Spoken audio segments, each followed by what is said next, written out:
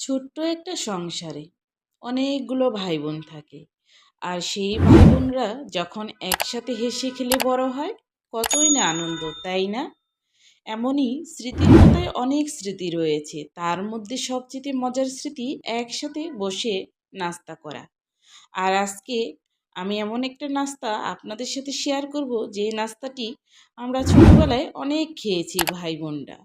মুড়ি দিয়ে নারকেল আর ঘি চিনি দিয়ে মেখে খাওয়া, খেতে যে কি মজা কি আর বলবো।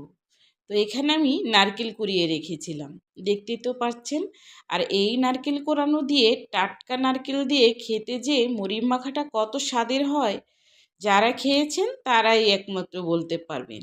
তো নারকেলটা আমি এখানে কুড়িয়ে নিয়েছি, দেখতেই তো পাচ্ছেন। আর কোরানোর সময় অনেকটা প্রায় খাওয়া হয়ে গেছে, এমনটা হয় আমার ঘরে। আর সবগুলো আমি এখন, দেখতে তো পাচ্ছেন, সাইড করে এখন রেখে দেব। আর ঠিক সাদা ধবধবে নারকেল খেতে অনেক মজা, তাই না? এখানে আমি মুড়িটা নিয়ে নিলাম পরিমাণ মতো, যতটুকু নারকেল নিব সেই অনুযায়ী আমি মুড়িটা কিন্তু নিয়েছি। নারকেল কোরানোটা দিয়ে দিচ্ছি।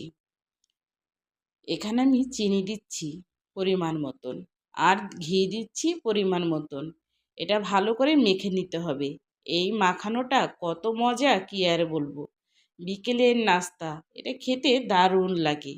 তো আজকের এই নাস্তাটা যদি ভালো লাগে, সবাই বাসায় একবার হলেও খেয়ে দেখবেন। আর আজকের রেসিপিটা ভালো লাগলে আমার চ্যানেলটি কিন্তু সাবস্ক্রাইব করতে ভুলবেন না। সবাই ভালো থাকবেন। আল্লাহ হাফেজ।